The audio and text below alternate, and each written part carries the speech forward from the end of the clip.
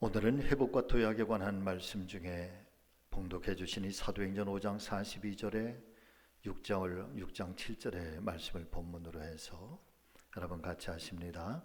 교회여 다시 하나님의 영광을 회복하라. 이 말씀의 제목으로 오늘 함께 은혜 받는 귀한 아침 되기를 간절히 소망해 봅니다. 사랑하는 성도 여러분, 하나님의 거룩한 교회는 하나님께서 친히 세상 속에 세워주신 가장 아름다우면서도 가장 영적인 신앙 공동체이고 거룩한 기관인 것을 믿으실 수 있기를 바랍니다. 교회가 어떻게 시작이 되었는가, 교회가 어떻게 출발을 하게 되었는가에 대해서는 여러 가지로 말씀을 드릴 수 있겠습니다만, 그러나 그 중에서도 가장 근본적인 교회론에 대하여 하나님의 말씀인 성경은 마태복음 16장에서 예수님과 제자들 사이에 서로 대화를 나누시게 될 때 시몬 베드로가 신앙으로 고백하고 있는 그의 유명한 고백, 주는 그리스도이십니다. 주는 살아계신 하나님의 아들이십니다. 그러니까 예수님께서 그 베드로의 신앙 고백을 들으시고 깜짝 놀라시면서 이제부터 너의 이름을 내가 반석이라 하겠다, 베드로라고 하겠다, 그리고 너의 이름 위에 나의 교회를 세우겠다. 아멘. 너의 이름 위에 나의 교회를 세우시겠다라고 말씀해 주시면서 연이어서 교회를 향하여 축복의 말씀을 선포해 주시고 있는데, 첫 번째 축복은 음부의 권세가 절대로 교회를 이기지 못할 것이다. 그리고 두 번째는 교회에 천국 열쇠를 줄 터인데, 이 천국 열쇠는 땅에서 매면 하늘에서도 매이게 되는 것이고, 땅에서 풀면 하늘에서도 풀리게 되는 그런 축복의 열쇠라고, 그것을 바로 교회에 주시겠다 약속을 해 주시고 있는 것입니다. 그리고 마침내 오순절 마가의 다락방에서 전심전력 기도하고 있었던 120명의 사도들과 성도들에게 보혜사 성령 하나님을 보내주심으로써 비로소 교회가 탄생을 하게 되고, 그 교회는 예루살렘 교회로 부흥하게 되는 것입니다.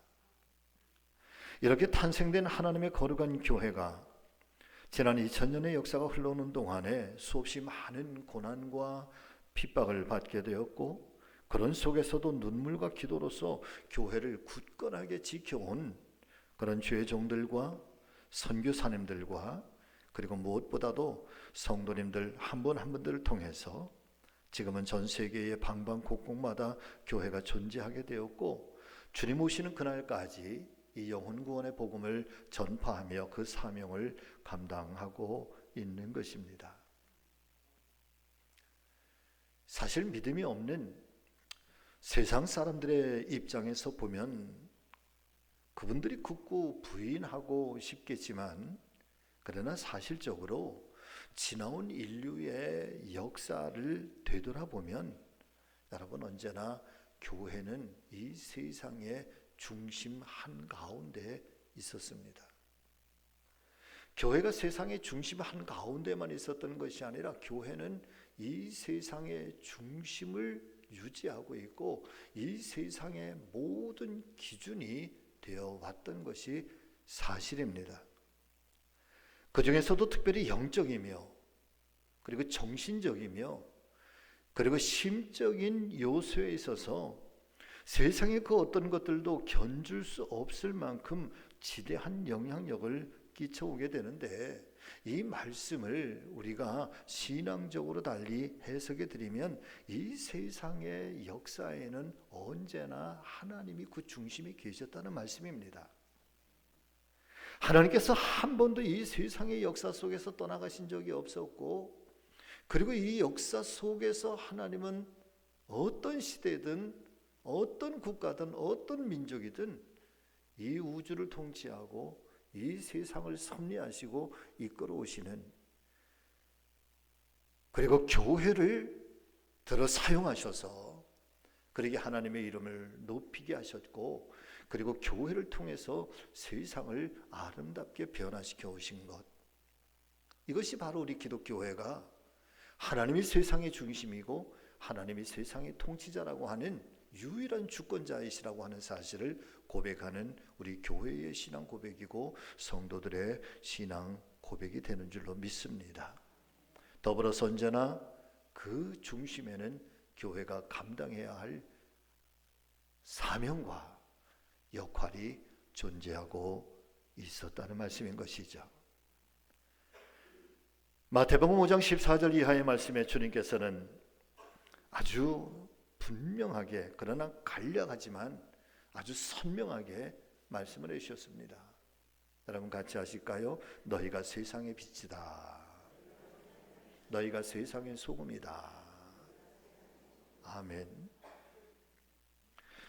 예수님께서 이 교회와 성도들에게 너희가 곧 교회요, 너희가 곧 세상의 빛이요, 너희가 곧 세상의 소금이라고 하시는 이 말씀은 단지 사물로서의 어떤 빛과 어떤 소금의 역할만을 말씀하신 것이 아니라 교회와 성도들이 곧 세상이 부패해서 썩어지는 것을 막는 것이고, 그리고 세상 속에 이 빛이 사라지고 이 정말 진정한 생명의 빛이 사라져서 세상이 어둠으로 몰락하고 어둠으로 가득한 세상이 되지 않도록 교회로 하여금, 그리고 성도들로 하여금 너희가 곧 세상의 빛이니, 그리고 너희가 곧 세상의 교회고, 곧 너희가 곧 세상의 복음이고, 곧 너희가 세상의 소금이니, 이 역할과 사명을 감당해 달라고 하시는 주님의 강력한 요청의 말씀이 바로 산상수훈에서의 이 빛과 소금에 관한 말씀인 것입니다. 그렇기 때문에 교회와 성도들은 세상을 향하여서 무엇이 진리인가, 무엇이 올바른 삶이어야 하는가, 때로는 선지자들과 예언자들 통해서 어떻게 정치가 바르게 가야 되는지, 그리고 삶의 고달픈 모든 인생들을 향해서 하나님께서는 우리에게 교회가 제사장의 역할을 감당하면서 위로와 사랑과 나눔과 소망을 선포하게 하심으로 교회가 세상의 빛으로서의, 그리고 교회가 소금으로서의 이 기준과 올바른 가치를 교회가 감당할 수 있도록 하나님께서는 교회를 세우셨고 성도들을 불러주신 것입니다. 그렇기 때문에 교회와 성도들은 세상 믿지 않는 사람들보다도 사실은 더욱더 이 기준에 합당해야 되고, 아니 한 걸음 더 나아가서는 기준을 넘어서는 신실한 삶을 살아드려야 하는 그런 무한정한 책임과 무한정한 그 역할이 우리에게 주어졌다는 사실을 우리는 결코 잊지 말아야 될 것입니다. 저는 리빙이라고 하는, 살아간다라고 하는 이 의미에 대해서 여러분 좀 더 적극적으로 해석을 하면서 살려고자 합니다. 여러분 같이 하십니다. 나는 살아갑니다. 나는 살아가요.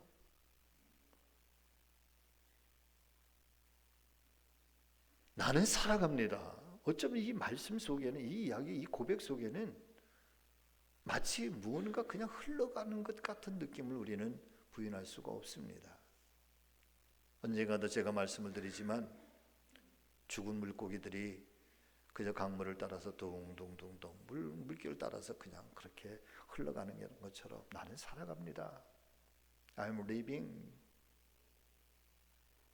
그런데 내 삶을 하나님께 드린다. 나는 하나님의 영광을 위하여 살아드린다. 할렐루야.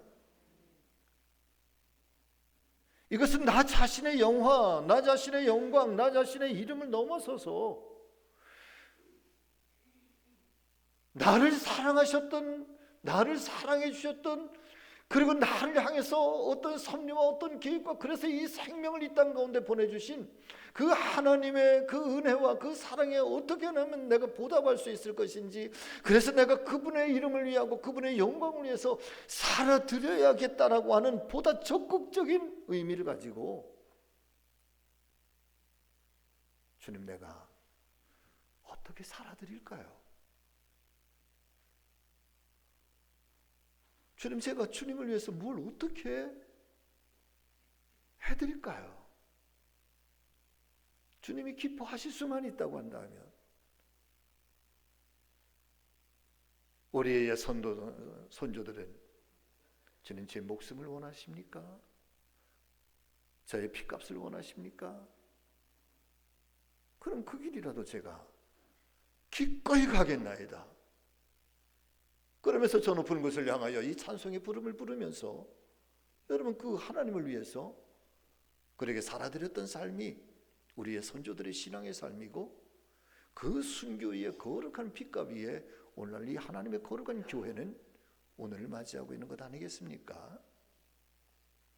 그래서 단순하게 내가 살아간다라고 하는 이 의미 속에는, 여러분, 나의 국한된 인생이 아니라 하나님의 거룩한 영광과 하나님의 거룩한 사명을 따라서 살아가는, 그래서 내가 살아드려야만 되는 숙명적인 이 삶이 오늘도 교회와 오늘도 거룩한 성도들에게 주어졌다는 사실을, 여러분, 우리가 다시 한번 이 연초에 마음속에 일깨우면서 이 한 해를 우리가 진심으로 출발을 했으면 정말 좋겠습니다.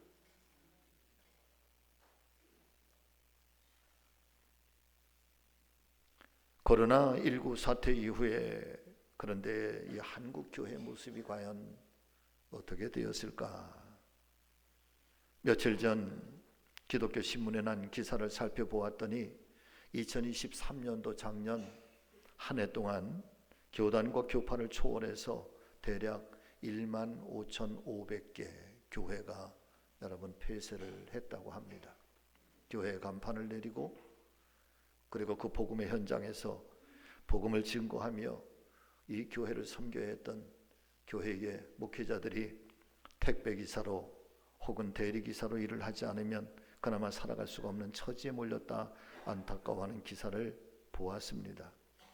더욱더 안타까운 것은 오히려 교회가 코로나가 기승을 하던 2020, 2021년, 2022년 이때에도 한국 교회가 한 30% 줄어들었다 이야기를 하는데, 그런데 정말 깜짝 놀랄 것은 그 기승을 하던 코로나의 시대, 이제 작년에 2023년에 어느 정도 좀 이제 좀 풀려지지 않았습니까? 그런데 오히려 작년에 그 이전보다 또 한 10% 교회 예배 인원이 줄었다라고 하는 그런 통계가 지금 작년 연말에 나왔습니다. 여러분, 이건 도대체 뭘 의미하는 걸까요?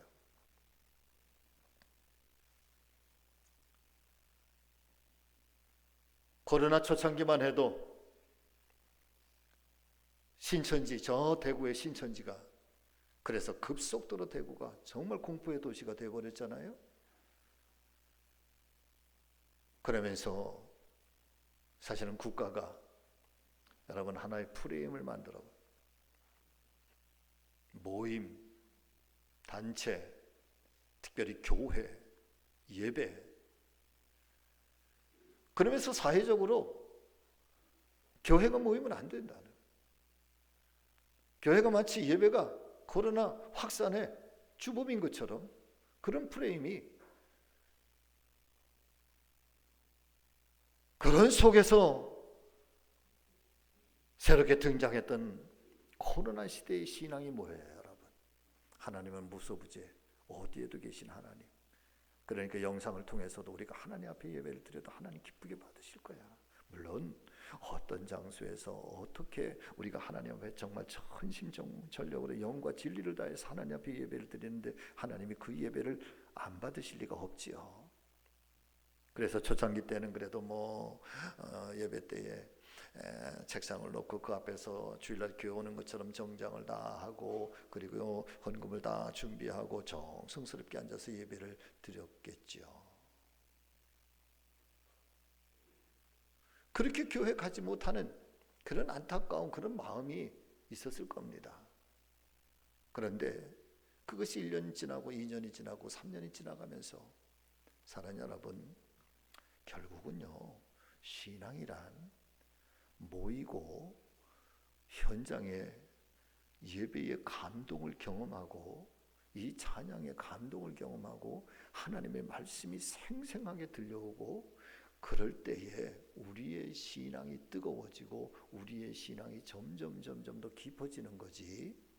결국은 하나님의 말씀이 식어지고 차가워지고 예배에 대한 우리의 가슴, 우리의 심장이 그렇게 식어지기 시작하면 여러분, 우리의 믿음은 더 강해지지는 않습니다. 할렐루야. 그런 것들이 지속이 되어져 오면서 우리 자신도 모르게 이 한국 교회의 신앙의 모습은 조금씩 우리가 인지하지 못하는 그런 속에서 그렇게 자연스럽게 조금씩 신앙은 그렇게 후퇴하게 되는 거죠.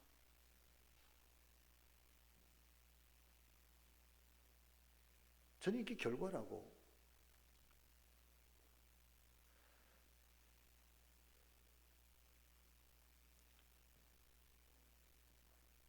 어쩌면 이 기독교, 개신교, 우리 대한민국이 1885년 부활절 아침에 아펜젤러와 언더우드가 이 땅에 첫 발을 내디디면서 복음을 선포하고 증거해왔던 개신교 139년이 올해, 어쩌면 일제시대 때보다도 전쟁의 그 참혹했던 때보다도 한국교회는 지금이 훨씬 더 위험한 그런 강력한 위기에 처해 있다.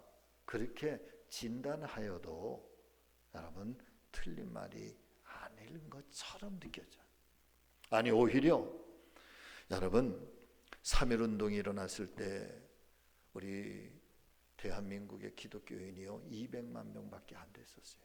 2천만 중에 200만 명밖에 안 됐었어요. 그 작은 숫자가 대한민국을 여러분 발칵 뒤집어 놨다고요.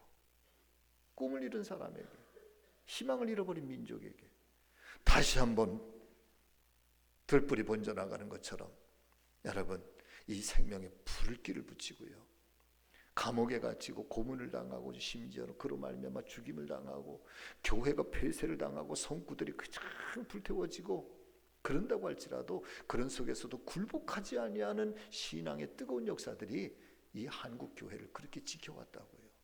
한국 교회는 무기력하지 않았습니다.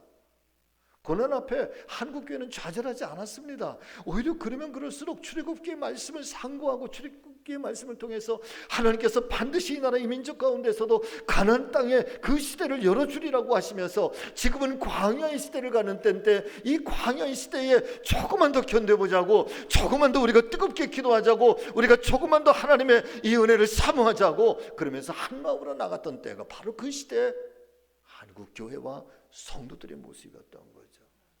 그런 교회와 성도들의 모습을 보면서 세상은 교회를 칭찬하였고,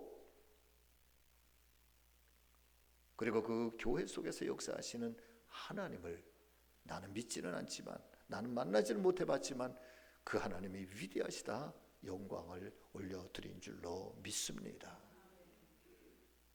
그러나 지금은 핍박의 시대도 아니에요. 지금은 평화로운 시대입니다. 그런데 오히려 교회의 위상은 추락하고 하나님의 이름은 세상 속의 부끄러움을 면치 못할 때가 얼마나 많은지 몰라요.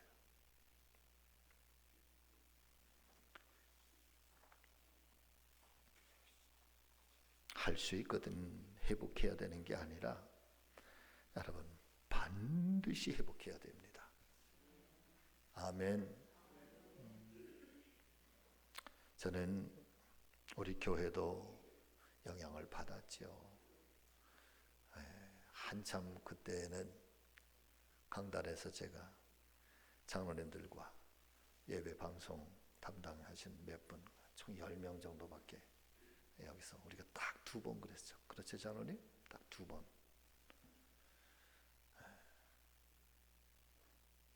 그리고 코로나가 얼추 끝난 작년 초 중반까지만 해도 예배의 중간중간 자리가 다 워낙에 비어있을 때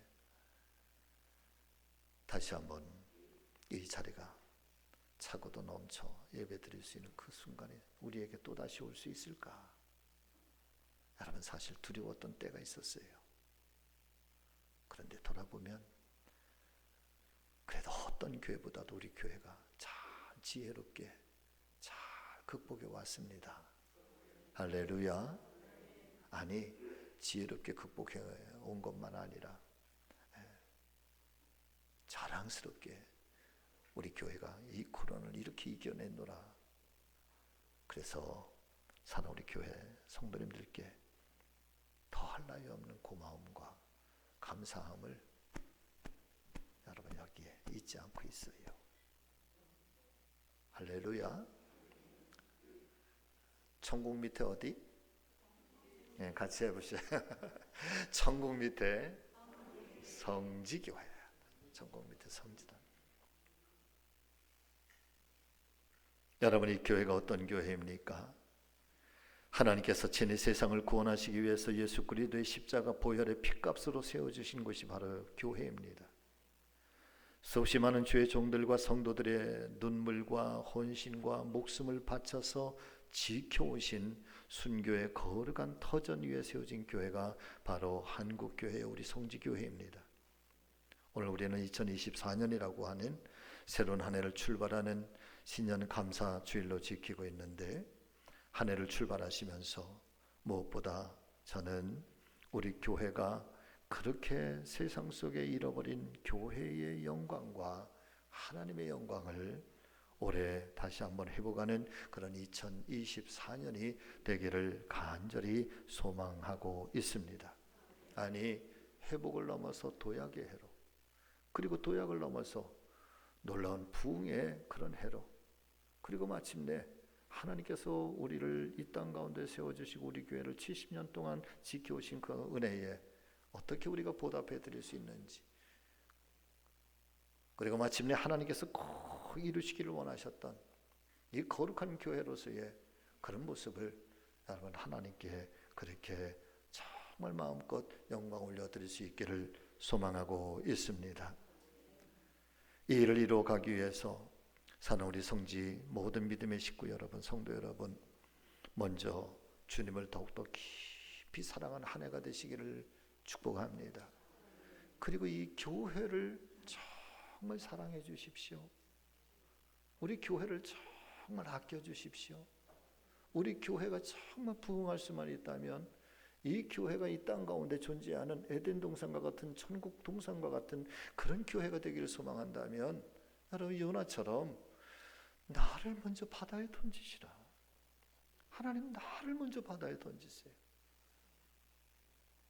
네가 들어가세요가 아니라 내가 먼저, 때로는 낮아지고 때로는 내려놓고, 그러면서 이 하나님의 거룩한 교회 속에서 우리 모두가 이 행복한 웃음꽃이 피어나고 평안과 기쁨이 샘솟을 수 있다면, 그런 축복의 샘물이 될 수 있다면 이 교회를 여러분 내가 기꺼이 그렇게 사랑하고 그렇게 드림으로 말미암아 여러분 이 성지재단을 대초에 하나님께서 창조하셨던 에덴 동산 같은 그런 교회로 우리 모두가 함께 갖고 갈 수 있지 않을까요? 그런 한 해가 되기를 여러분 함께 참여해 주시기를 바라고, 이사야가 고백하는 것처럼 내가 여기에 있습니다. 주님 나를 보내시옵소서. 그런 믿음의 성도들, 우리 모두가 한 분 한 분 되어 주시기를 예수님의 이름으로 간곡하게 부탁을 드립니다. 오늘의 말씀은 여기까지만 합니다. 하나님의 영광을 어떻게 회복할까? 여러분 다음 주에 이어서 개봉박두 다음 주에 또 이어서 기대해 주시기를 바랍니다. 기도하겠습니다. 살아계신 아버지 하나님, 한 해가 밝았습니다.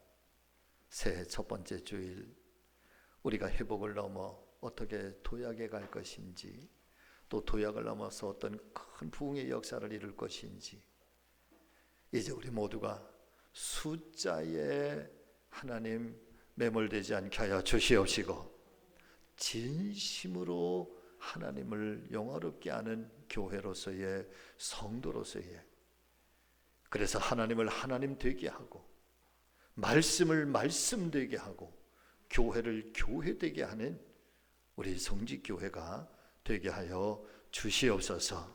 그리하여 우리 모두를 통해서 이 땅 가운데 추락했던 교회의 위상과 하나님의 이름, 하나님의 영광이 다시 회복되는 놀라운 역사로 우리 교회를 사용하여 주시옵소서. 감사하며 예수님의 이름으로 기도하옵나이다. 아멘.